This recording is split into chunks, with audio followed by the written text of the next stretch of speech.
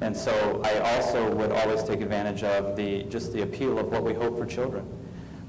There's a lot of evidence in our country that the schools that have stayed focused on a well-rounded curriculum, as opposed to specifically a test-driven reading and math curriculum, have actually outperformed those other schools that have focused specifically on reading and math. Cleveland Metropolitan School District 3 years ago started embarking on a move away from the simple reading and math test prep curriculum. In fact, yesterday and today, 550 of our teachers met in a conference room and rewrote our curriculum in what we call the core, which is reading, math, science, and social studies, and also today the encore, which is all of the other things that make it education so rich: the arts, the physical education, and wellness, career technical opportunities, world languages, and those sorts of things. So I would just point to the evidence, which is very clear, and then also what we just fundamentally know is good for people. First of all, Jacqueline, just want to say thank you for writing the book. I finished reading it yesterday, and I really appreciate how candid you were in describing some of the challenges, personal challenges with people that you were working with and within the process, and I think there's a lot to learn from that story. The neighborhood that I live in, the Gordon Square Arts District, it's on the near west side, West 65th in Detroit, close to where you live, I'm sure. But recently, a group of us from the Block Club began being interested in the local elementary school there in the area, and it took a couple of phone calls and unreturned phone calls, but took the initiative to go and meet with the principal, had a great meeting, and which led to being asked to be principal for a day, which gave me a great insight into what happens at the school. And then we asked the principal to come to our Block Club meeting, which went over really well with everyone in the group, people that lived on the street for 18 years but didn't know much about what happened at the school right across the street. And from that, now there's people that have a background in solar panel repair that are interested in helping work on the school, graphic designers that are working on tickets to encourage students with different things. So a bunch of people that are interested in things that can help out, that were just there on the same block but never connected for years and years. My question is, as for the transformation plan, is there any kind of idea of partnering with this existing infrastructure of block clubs to provide some of these neighborhood connections and services and expertise that's embedded in the neighborhood? Thanks. I think you should just partner with everybody. I mean, anybody who's a stakeholder in your community should have a place in your school. Simple as that. I mean, one of the joys of needing everything is anything that you get is perfect.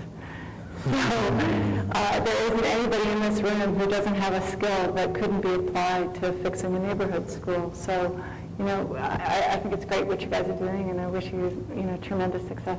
That's super. Jacqueline, could you talk just a little bit about the infrastructure you had in place to manage partnerships? I'm sorry, what do you mean, Michael? The infrastructure you had in place to manage partnerships through... Oh, okay.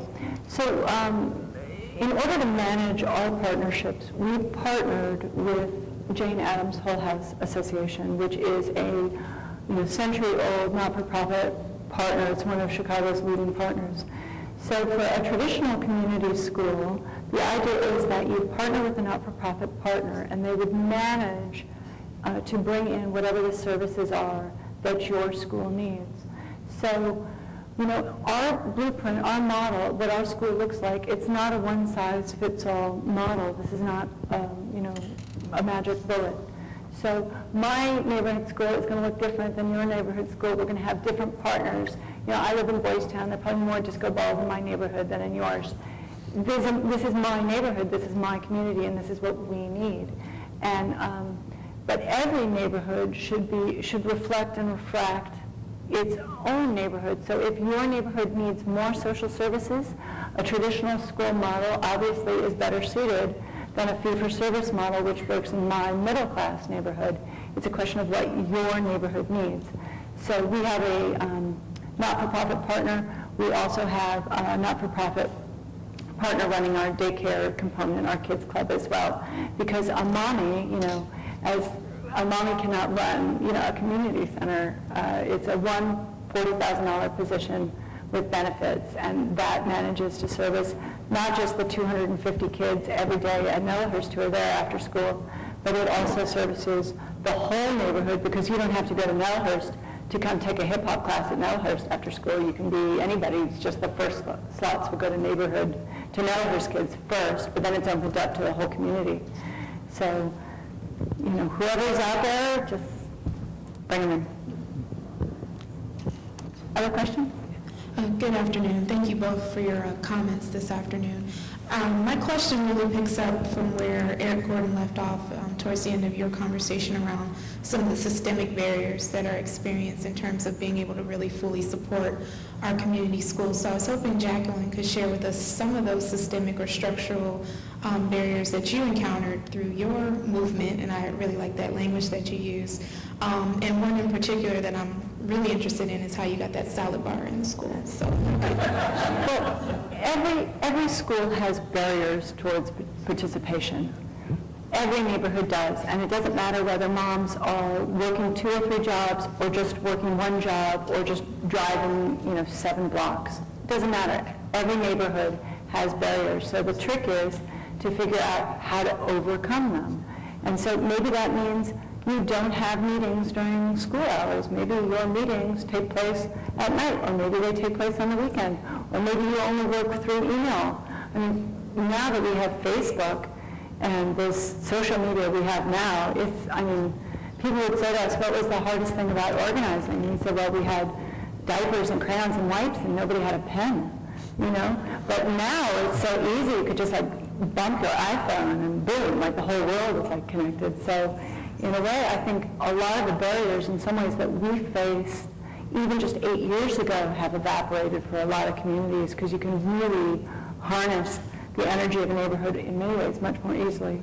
Other neighborhoods, I want to say that our model, I'm not saying I have the solutions to everybody's problem. Our model really cannot work completely, wholesale, in a neighborhood that's under siege. If violence trumps every issue, and if kids are in danger of getting shot on the way to school, no one's hanging out till 5 o'clock for a quilting bee.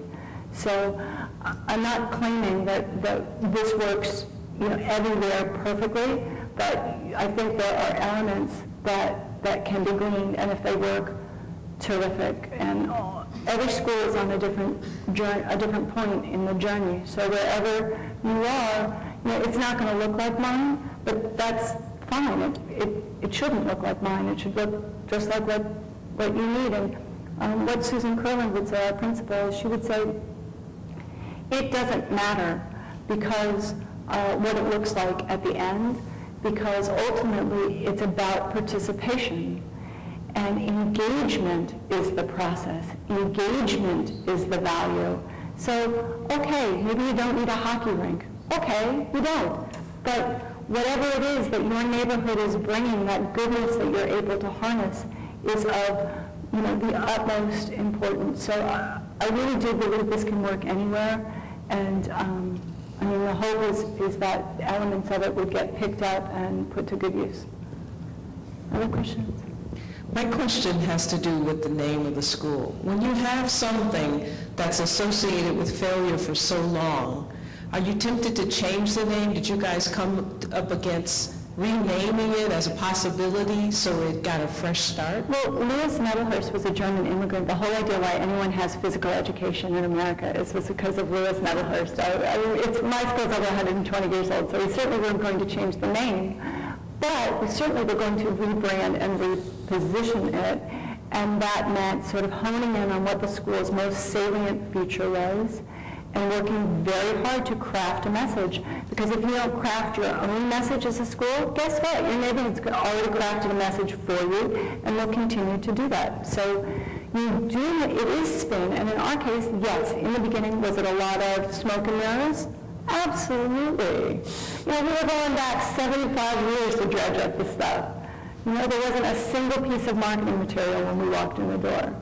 So it takes effort to figure out how to do it, but this is doable stuff, and it's not rocket science. So rebrand. It can be done. New and improved. Yeah. Mr. Gordon, approximately what percentage of your graduating seniors go on to college? Currently in the district of our graduating seniors, and again, our graduation rate is very low.